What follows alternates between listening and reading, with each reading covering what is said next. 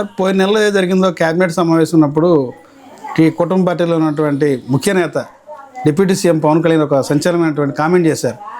మనం అనుకున్నంత ఇదిగా గ్రౌండ్ లెవెల్లో జరగట్లేదు, ఎమ్మెల్యేల మధ్య సమన్వయ లోపం ఉంది, దాదాపు 40 మంది ఎమ్మెల్యేలు ఏం చేస్తున్నారు కూడా తెలియని పరిస్థితి ఉంది, మళ్ళీ ఇలా ఎన్నికలకు వెళ్ళినా వారు గెలిచే పరిస్థితి లేదనేది ఆ మాట పవన్ కళ్యాణ్ గారు చేసినట్టు వ్యాఖ్య. మళ్ళీ ఎన్నికలకు వెళ్తే అంటే 40 మంది ఏమీ చేయట్లేదు అనేది. అరే 40 మంది ఎమ్మెల్యేలు కనీసం ఏమీ చేయట్లేదు అంటే ప్రజల సమస్యలు పరిష్కరించకుండా వివాదాల్లో ఇచ్చేస్తున్నారు, సమస్య పరిష్కారం కానికుండా చేస్తున్నారు అనేది ఆయన మాట్లాడిన మాట. అది బయటకు వచ్చింది. అంటే అది వాస్తవమే, మాట్లాడింది వాస్తవమే.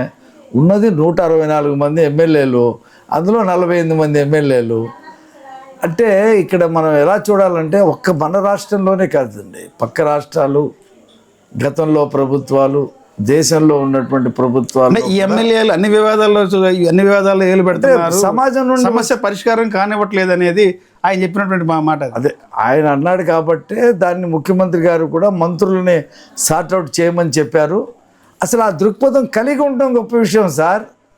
అసలు జగన్మోహన్ రెడ్డి హయాంలో ఎమ్మెల్యేలు పనిచేయట్లేదని ఎవరైనా ఒక మంత్రి అనగలిగాడా, లేదా పత్రిక అనగలిగిందా? అన్న పత్రికల మీద ఏమైనా పట్టించుకున్నారా? ఇప్పుడు సమస్య ఉందని పవన్ కళ్యాణ్ గారు చెప్పాడు, ఆ ఉందని ముఖ్యమంత్రి ఒప్పుకున్నాడు, మంత్రులను ఎండార్స్ చేశాడు. కాబట్టి దాన్ని సార్ట్అవుట్ చేసేటువంటి దిశలో ప్రభుత్వం వెళ్తుంది కదా, దాన్ని కదా మనం ఆహ్వానించవలసింది.